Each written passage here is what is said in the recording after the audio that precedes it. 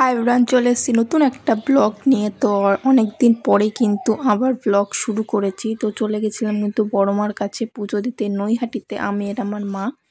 তো আমরা কিন্তু ফার্স্ট ট্রেন ধরেই কিন্তু গেছিলাম। তো দেখতে পেলে প্রথমে তো পুরোটাই অন্ধকার ছিল, তখন প্রায় 5টাও পুরোপুরি বাজেইনি। তো আমরা এত সকালেই গেছিলাম যেহেতু প্রচণ্ড পরিমাণের ভিড় হয়, এর জন্য সকাল সকাল যাই। একটু লাইনে দাঁড়াতে হয় 2 ঘন্টার মতো, বাট তাড়াতাড়ি পুজো দেওয়া যায় না। পরে যখন যাই দেরি হয়ে যায় তখন প্রচণ্ড পরিমাণের ভিড় হয়।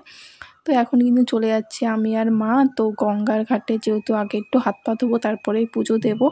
তো অনেকক্ষণ লাইনে দাঁড়ানোর পরে এসেছিলাম, যেহেতু তখন অনেকক্ষণ আগে অন্ধকার ছিল। তো হাত পা ধুয়ে আসার পরে একটা সাইডে বসার জায়গা ছিল, তো সেখানেই বসেছিলাম মা আর আমি মিলে।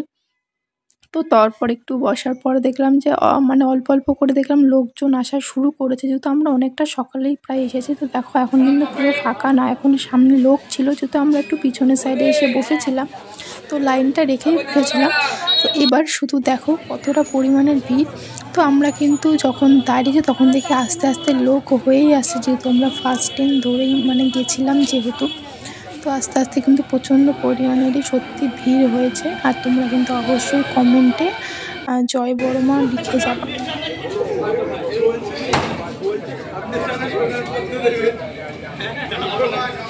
তো অনেকক্ষণ বসার পরে কিন্তু আবার আমি লাইনে চলে এসেছি, মানে আমিই দাঁড়িয়েছিলাম যেহেতু মা ওখানে বসেই ছিল। আর এখানে দেখো বড় মার কত ফটো, এর আগে একটা ফটো নিয়ে এসেছি ছোট দেখে। তো এবার ইচ্ছা আছে যে বড় দেখে বড় মার একটা ফটো নিয়ে আসবার। দেখো এই যে মন্দিরটা হচ্ছে। তোমরা কারা কারা বড় মার এখানে এসেছো অবশ্যই কিন্তু কমেন্টে জানিয়েছো। যেহেতু আমাদের বাড়ি থেকে খুব একটা বেশি দূর না, প্রায় 30 মিনিট হয়তো লাগে।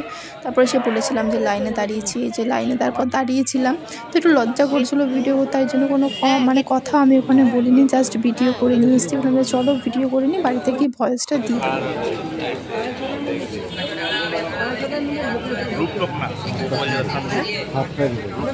তো প্রথমে কিন্তু গিয়ে আমরা ডালাটা কিনে নিই, যেহেতু আমাদের অনেকক্ষণই প্রায় দাঁড়াতে হবে এর জন্য। তো মন্দির কিন্তু খোলেই সকাল 7টার সময়। তারপরে গিয়ে মা ডালা কিনে নিয়ে এসছে। আর কতটা সুন্দর লাগছে ফটোগুলো, শুধু সেটাই একবার দেখছিলাম আর বারবার ভিডিও মানে নিচ্ছিলাম যেহেতু। আর এখানে প্রায় কিন্তু অনেকেই দাঁড়িয়েছিল, যারা যারা বড় মার ভক্ত সবাই কিন্তু প্রতিদিন কিন্তু এর থেকেও বেশি ভিড় হয়। এখানে তো মনে হচ্ছে কয়েকশো জন, বাট এর থেকেও কিন্তু দ্বিগুণ ভিড় হয় মন্দিরটা, যেটা বলার বাইরে।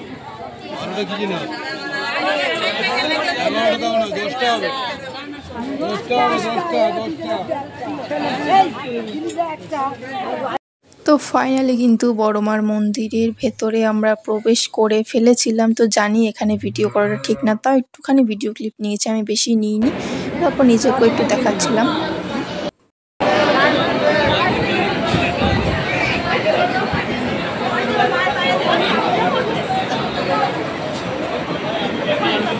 এখানে কিন্তু বলতে গেলে আমি আমার এই ভিডিওটা কিন্তু সত্যি লুকিয়েই করেছি। তো এখানে কিন্তু জাস্ট শুধু ঠাকুরের ফটো তোলাটাই অ্যালাউ ছিল, কারোর কোনো সেলফি বা ভিডিও করাটা অ্যালাউ ছিল না। তো তারপর তো পুজো দেওয়ার পর মন্দিরের বাইরে থেকে একটু ভিডিও করে নিচ্ছিলাম। তো এখানে দেখে মনে হচ্ছে যে কতটা ফাঁকা, কিন্তু না, এটা হচ্ছে পিছনের মানে বেরানোর গেট এটা ছিল। তো এখান থেকে বেরোনোর পর আমরা যেখানে জুতো রেখেছিলাম, মানে যেখান থেকে আমরা ডালা কিনেছিলাম সেখানে গিয়ে আবার জুতো রেখে এসেছিলাম। তো তারপর আমি আর মা চলে গেছিলাম জুতো আর ব্যাগ রেখে এসেছিলাম, তো সেগুলো নেওয়ার জন্যই। তো তারপর কিন্তু স্টেশনেই চলে এসেছি। আর যে ট্রেনটা দাঁড়ানো আছে, তো হ্যাঁ ভেবেছিলাম যে হয়তো ট্রেনটা আমাদের জন্য দাঁড়িয়ে আছে, কিন্তু না, এটা ছিল কল্যাণী সীমান্ত, এর জন্য এই ট্রেনটা আমরা ধরিনি। তো এর পরের যে ট্রেনটা ছিল সেটা করেই আসবো। তো একটু ভিডিও ক্লিপ নিয়ে নিয়েছি। আর অবশ্যই কিন্তু তোমরা কমেন্টে জানিও যে ভিডিওটা কীরকম লাগলো। ভালো লাগলে কিন্তু অবশ্যই লাইক, কমেন্ট, শেয়ার আর আমার চ্যানেলে সাবস্ক্রাইব করে দিও। দেখা হচ্ছে নেক্সট কোনো মিনি ব্লগে বা শর্ট ভিডিওতেও দেখতে পারবে। তো যারা যারা আমার চ্যানেলটা এখনও সাবস্ক্রাইব করোনি একটু জলদি সাবস্ক্রাইব করে দিও। টাটা, দেখা হচ্ছে নেক্সট কোনো ব্লগে।